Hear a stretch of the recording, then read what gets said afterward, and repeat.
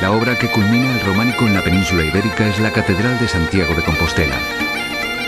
El obispo Gelmírez será el principal promotor del proyecto en el último tercio del siglo XI. La catedral presenta una planta característica de las iglesias de peregrinación, con 3 naves, amplio crucero también de 3 naves con capillas semicirculares y una girola que presenta capillas radiales.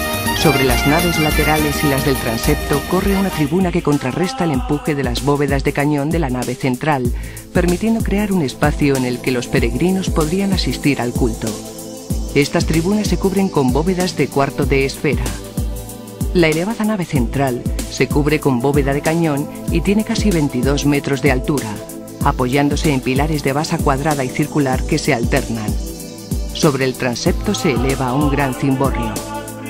Las obras de la catedral se finalizan en 1168 con la contratación, por parte de Fernando II, del maestro Mateo, el arquitecto que diseña la cripta, sobre la que se asienta el último tramo de las naves y el pórtico entre las dos torres.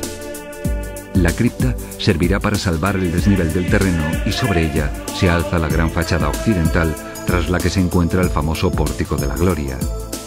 El edificio se proyectó con 9 torres que aportaban al conjunto un acentuado aspecto de fortaleza. Las torres de la fachada occidental se sustituyeron en el siglo XVIII por la famosa fachada del Obradoiro, labrada en estilo barroco por Casa Sinón.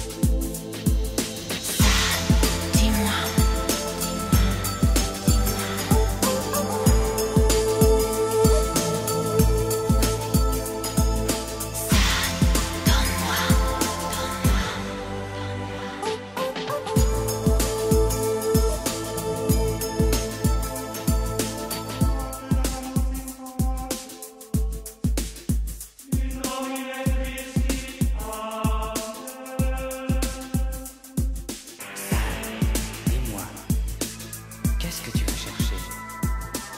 Le bien par le mal, la vertu par le vice. Sale, dis-moi, pourquoi l'évangile du mal? Quelle est ta religion? Où sont tes fidèles?